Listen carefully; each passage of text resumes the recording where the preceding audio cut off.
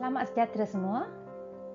Hari ini kita akan belajar bab 4, sebatian karbon, alkohol dan kesannya terhadap kesihatan. Apa itu alkohol? Alkohol merupakan sebatian organik yang mengandungi unsur karbon, hidrogen dan oksigen. Kumpulan sebatian ini mempunyai nama yang berakhir dengan ol.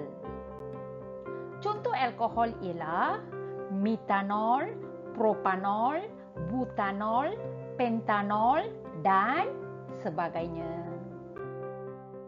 Mari kita lihat penghasilan etanol melalui proses penapaian.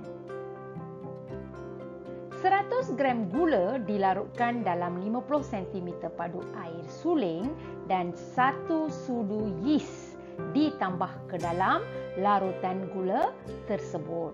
Untuk proses penapaian, yeast diperlukan.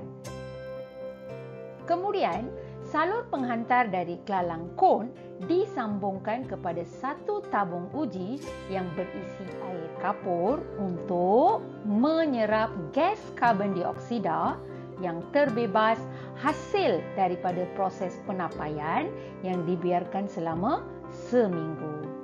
Dalam proses penapaian, yeast digunakan. Apa itu yeast? Yeast ialah sejenis mikroorganisma yang bertindak terhadap makanan berkanji atau makanan yang mengandungi glukosa seperti anggur, apel, beras, gandum, barley, nanas, ubi, tebu dan sebagainya.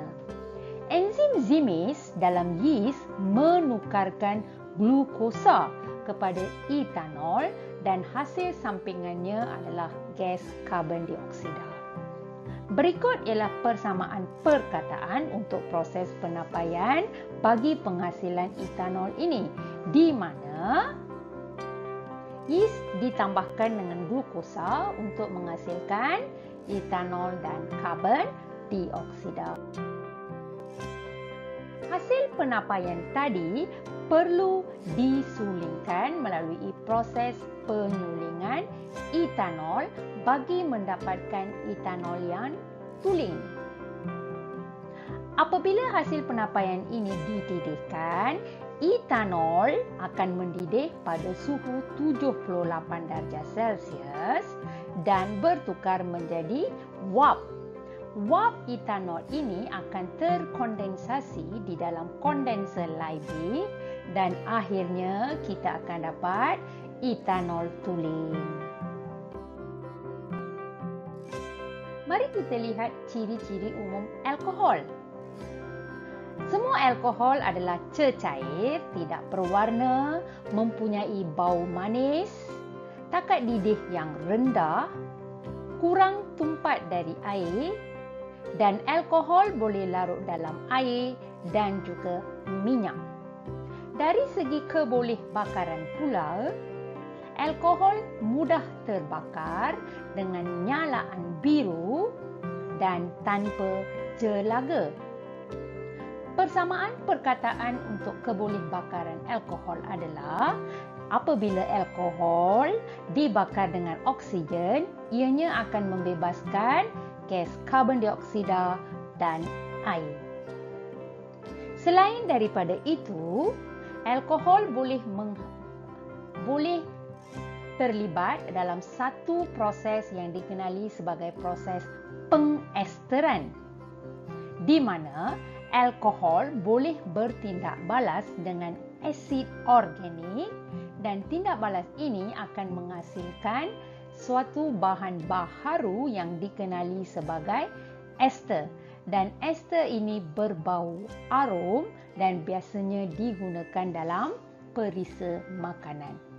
Persamaan perkataan untuk proses pengesteran adalah alkohol ditindakbalaskan dengan asid organik bagi menghasilkan ester dan hasil sampingannya air. Dan dalam tindak balas pengesteran ini, asid sulfurik pekat digunakan untuk memangkinkan tindak balas, iaitu untuk mempercepatkan tindak balas. Apakah kegunaan alkohol? Alkohol digunakan sebagai bahan api kerana mudah terbakar dan pembakarannya bersih tanpa jelaga. Alkohol juga digunakan sebagai pelarut untuk ubat seperti ubat batuk dan antiseptik bagi membasmi kuman. Kemudian, alkohol digunakan sebagai pelarut dalam barangan kosmetik seperti minyak wangi, lotion, gincu dan paling banyak digunakan sekarang iaitu hand sanitizer ataupun cecair pembasmi kuman. Seterusnya, alkohol juga digunakan untuk membuat pelbagai minuman keras seperti bir, whisky dan sebagainya. Dan akhir sekali, alkohol digunakan sebagai pelarut dalam industri kerana sifatnya yang mudah larut di dalam air dan juga bahan organik. Apakah kesan ketagihan alkohol pula?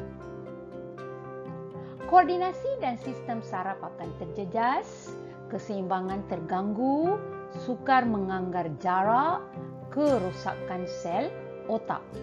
Seterusnya, pendarahan pada salur esophagus, kadar pernafasan meningkat sedikit demi sedikit, kerosakan hati ataupun sirosis, kadar degupan jantung dan tekanan darah tinggi meningkat, ritma jantung terganggu, kemudian sistem keimunan menurun dan mudah dijangkiti penyakit, dan akan juga terdapat kerengsaan pada dinding perut dan menyebabkan ulcer.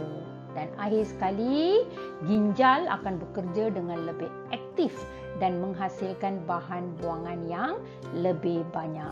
Maka kita perlulah mengelakkan diri kita daripada alkohol.